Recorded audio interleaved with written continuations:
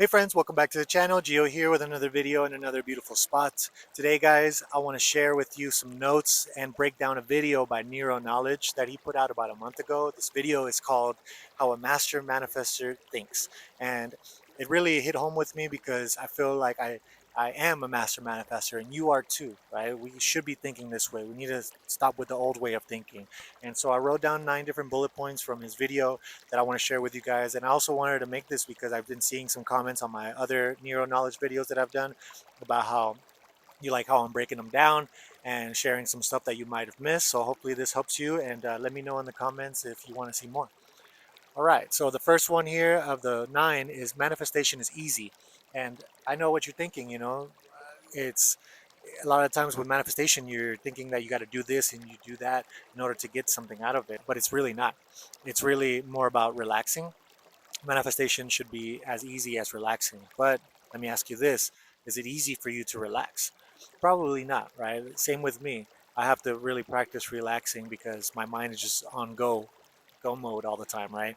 And honestly, whenever you just sit down and just be, you don't really have to think about, am I doing it right or not? You're just relaxing, right? Just breathe. And it's all about the breath. So what Nero is talking about, that it is easy, it really should be easy as just breathing.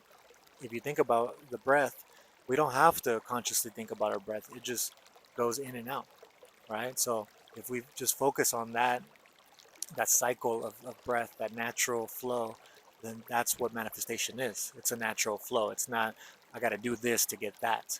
And according to his definition of manifestation is internally shifting to a degree to which you're no longer emotionally dependent upon seeing your reality change. And honestly, that's the best definition that I've heard because it truly comes down to that. It's embodying. When you're embodying it, you don't have to see it outside of you, right? We come from a place, always humans come from a place of all I'll believe it when I see it, but it's flipped. It should be, I'll see it when I believe it. So think about that and feel that. Just know and embody what you want. And number two, it's that you know more than enough. I know more than enough. We don't have to keep watching videos. You can turn this one off right now if you want. We know more than enough. I turned off the video that when he said that, right? Like, you know more than enough. You need to stop watching these videos and reading these books and all that. You know more than enough to manifest. If you can relax, then you can manifest. That's as simple as that. So analysis paralysis shouldn't be a thing, right? But it is. We watch so much content and we read all these books and we know a lot about manifestation from here, but not right here. We have to embody that, have that heart and brain coherence, right? So focus on embodying, not so much learning. The third one is the limitations of others do not apply to me. And this one right here has been a lifelong thing for me because my parents are very limited in their beliefs. I'm a musician and I've always felt like I was a musician since I was a kid. And they always would tell me like, oh, that's just a hobby. Like, go, you know, go get a job or um, go to school or whatever it is. And I fooled myself into thinking those ways too, right? Because they put that in my mind. But those are their limitations. Once I decided that those weren't my limitations anymore, I started embodying who I really am, which is a musician.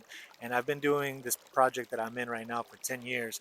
And it wasn't until last year that my dad finally told me in front of my friends at a show that he was proud of me and that he sees, the value that I bring, and he sees the connection with people and all that. And so it really comes down to embodying, because if I hadn't embodied that, then he wouldn't have felt that and told me that he was proud of me. So I saw that as a big sign. We have to embody it before we actually uh, get any validation from people. And that actually brings me to the fourth one, which is I do not need permission, validation, or confirmation from anyone except myself.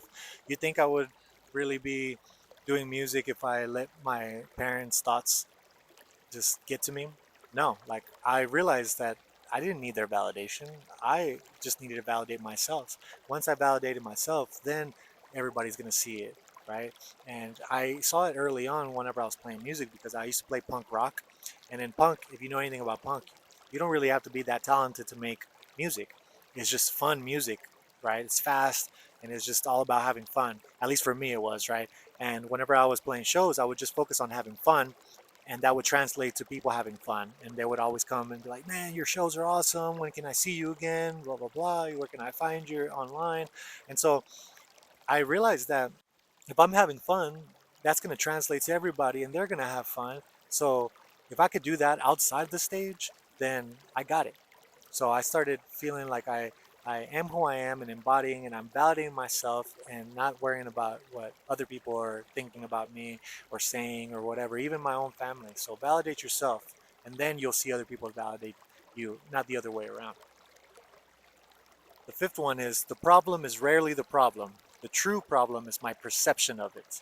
And this one is a big one that I've been dealing with these past 2 years, because if you know anything about my story, I got divorced about 2 years ago, and at first I was blaming that other person, I was blaming the experience and all these different things, and I was becoming bitter, and I'm not like that. I'm not a bitter person. I'm always a peaceful and loving person. So I realized that I was becoming someone that I'm not, and I had to just go back within myself and be like, what do I need to do?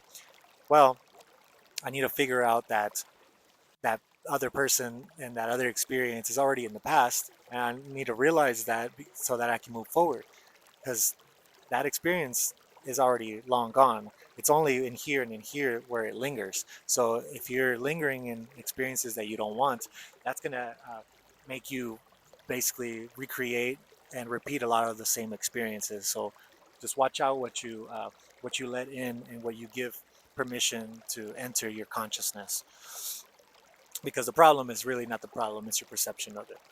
All right, number 6 is, I do not avoid reality because doing so only externalizes my power. And he says a really good quote right after this in the video. He says, you can run away from your problems no more than you can run away from yourself, because you take yourself with you everywhere you go. And that's so true. You can't really run away from your problems. You can't just avoid them. When you avoid them, it gives them more power. Whenever I have something now, now that I know that, I'll come out here and I'll grab a rock, and I'll bring it to the surface, whatever I'm dealing with, bring it to the surface, breathe it out and put it into this rock. Once I feel like I got it out of my system, I throw it into the creek and it just washes away. And it's not so much of me ignoring it. Like, I'm actually bringing it to the surface and dealing with it instead of just pushing it to the side. Because whenever you push it to the side, it gives it more power. So don't give it more power. It's an entity. All right, number 7 is, bless the evil and difficulty in your life. And that kind of goes hand in hand with that last one, because, like I said before, uh, going through what I went through these past few years, I was blaming that other person, I was blaming the experience, and I was just kind of like putting so much negative emotions and thoughts into it. When really, I should be blessing it. I should just be like, okay, that happened. Like, I bless it, I send love to that other person, and that's it. Just let it go. Focus on me now, not focus on that anymore. So bless your difficulties, because there's always going to be ups and downs. If we learn to ride the wave of life instead of just falling and feeling helpless, then we'll get a long way with that. Number 8 is, I don't truly want my desired reality. I want a new frequency. Whenever you get something, I don't know if that's happened to you. When you get something, you still feel empty. You feel like, ah, damn, I still have a lot of work to do, right? Like, one example I could give is, I wanted to play this big festival in my town of Houston when I used to live there, and I was like grinding, and I was just like, okay, cool, I'm gonna play that next year. Sure enough, I manifested that next year playing that festival, and once I played it, I'm like, okay, what's next? Like, I'm still not where I want to be. So it's not so much about what you get and what you attain in the physical form, right? If you want a car, if you want a partner, if you want, a new job, whatever it is, it's not so much about that. It's about the feeling of wholeness. So we have to practice feeling whole, and instead of feeling lack all the time. And because when we get that experience, we're not going to feel whole, and we're going to feel like we're still missing something. So focus on wholeness when you're relaxing. All right, and number 9 is that there may be detours or multiple paths that I take, but the destination will be the same as long as I remain. And what he means by I remain is remain in that frequency. If, like I mentioned before, if you're going in the ups and downs of life, just learn how to surf, learn how to ride the waves. Don't get stuck on the ups, don't get stuck on the downs. Just ride it. Like, in this duality world that we live in, there's always going to be that opposite, right? There's going to be something good that happens and then something not so good that happens. So really focus so much on remaining in the frequency that it is that you want, that peaceful frequency. When you think about peace, you think about like just everything just balanced, right? So focus on balance when you're riding that surfboard of life or snowboard or whatever you want to conceptualize it as. You have to balance. Think about peace and being as balance. Don't think about it as like, oh man, I fell off. Oh, like and beat yourself up for it. Like, nah, like honestly, if you beat yourself up for it, it's gonna prolong you not getting what you want even more. So focus on remaining, focus on keeping that frequency, the strongest frequency in your consciousness, because the universe really doesn't respond to what your needs and wants are. It responds to your frequency and your dominant frequency, not so much on like, oh, I did this meditation and I felt so good for an hour and then the whole day I felt like shit. So it's not going to respond to that just 1 hour. It's response to your dominant frequency. Did you feel like shit throughout the day? Then you're going to get more shit.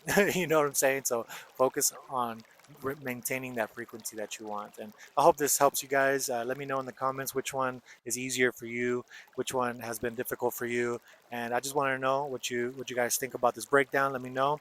I'll see you guys on the next one. Thanks for joining me. Peace.